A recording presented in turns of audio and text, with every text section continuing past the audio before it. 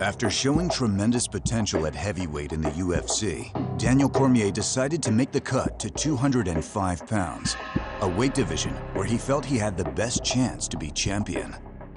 Cormier was originally scheduled to fight number 3 contender Rashad Evans, and with a win, he could fast-track his way to a title shot. This is a huge fight for Daniel Cormier. This is the first fight Daniel Cormier is dropping down to 205 pounds. The cut has gone unbelievable. His training is unbelievable. He feels great. He's in the best shape he's ever been in. 10 days before this fight, Rashad Evans is training. Rashad's foot gets caught in the mat, twists his foot just the right way, and pops his knee. I was very concerned that I was gonna do all this work, diet, all the hard training for nothing. He was calling me all night saying, get me a fight, get me a fight, get me a fight. I said, listen, Daniel, nobody's gonna fight you on 10 days notice. I wake up the next day, and apparently this Twitter battle had been going on with Cormier and Patrick Cummins. Patrick Cummins, Pat, he was one of my training partners when I was getting ready for the Olympic Games in 2004. So this kid was a 2-time NCAA All-American. Impressive, but what's even more impressive is he was a walk-on. And he claims that when he would wrestle with Cormier, he would make Cormier cry. They put us together in simulation matches. I threw him for 5. And which, if you don't know, throwing for 5 is, you know, basically he's throwing his hips over his head. So I hear this in my ear, and I'm like, what's going on, man? What's going on right now? And then, you know, we break and we come back and I see his face cry. You know, I'm like, this dude's crying right now. What the hell? I'm intrigued. So I call his manager. His manager says he's working right now. You can't get a hold of him. I'll call you back in a few minutes. I got a job at a coffee shop down the street. Around 8 o'clock, 8:30, I get a couple of calls. You know, I feel my phone vibrating in my pocket. I'm like, man. He was working. They wouldn't put him on the phone. He wouldn't answer his phone. He was busy with customers. So I drove down there and hopped out, went in the front of the coffee shop, and he's at the back window, and his managers wouldn't get him. So I walked around outside to the window where he's with a customer. I said, hey, you gotta get on the phone right now. You need to tell me right now, do you want this fight? I kind of look at my boss, and I'm like, I gotta do this, you know? And she's like, okay, well, this is the end of the job, you know? So he gets on the phone. He basically says, am I gonna get this fight? Because I just got fired. And I said, you can tell your manager you're all set, okay? You're done. You're fighting in the UFC now. In the end of the day, this is my dream. I've been devoting my life to this.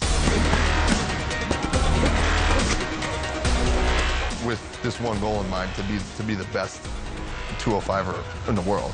And this is the fast track, and there's nothing better.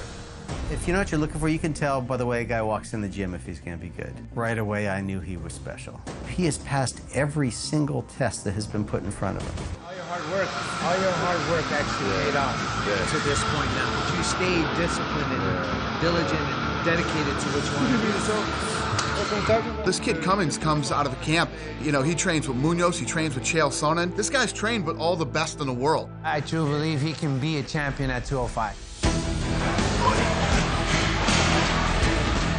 He's developed a style that's unbelievable. I've wrestled both of these guys. I'm confident in his ability, I'm confident in his style, and he's definitely give Daniel a run for his money.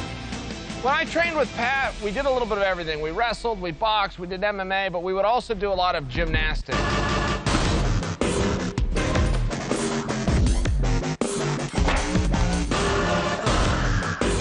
He's very coordinated, he's very agile, particularly for a guy his size. Big people his size just don't do gymnastics. He's a very special athlete. He's also got a great gas tank, and his day off, his recovery day, is a 4-hour mountain bike ride. His favorite part of mountain biking is the climb, not the descent.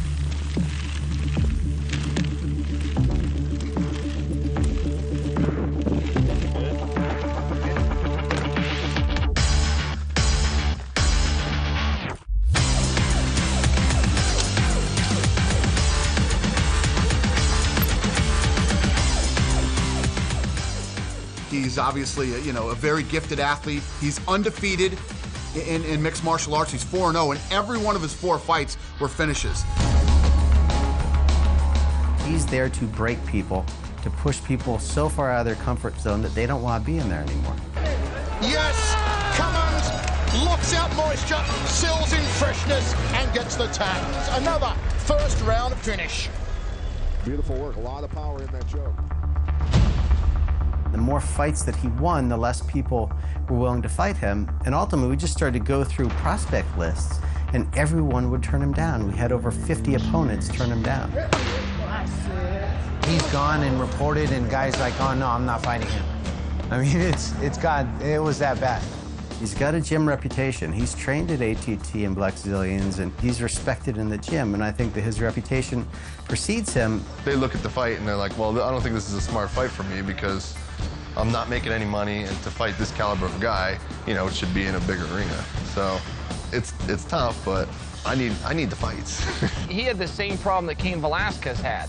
He had to go to the UFC because the minor leagues, if you will, just didn't have anybody that would compete with him. He just needed a chance, and this is his chance right here.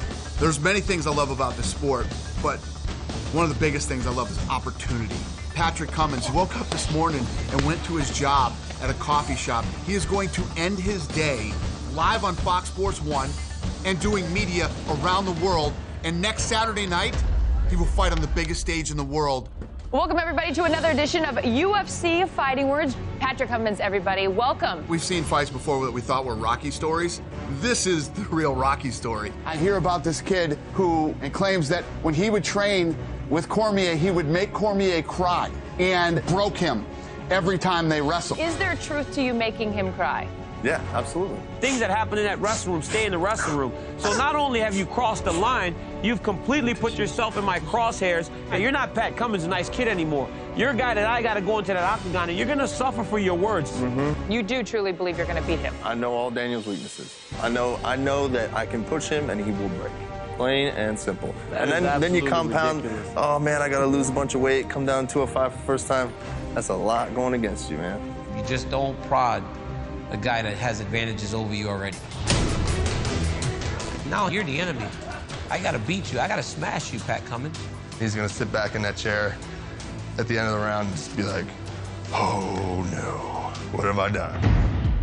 Are you worried about the fact that you're taking this fight on such short notice? The biggest thing I'm worried about is what percentage of Daniel's purse I'm gonna get when he doesn't make weight. Let's say like 20, 30%. Let's go for 30. Pat, if you got 30% of my fight purse, that would be more money than you've ever made in your entire life.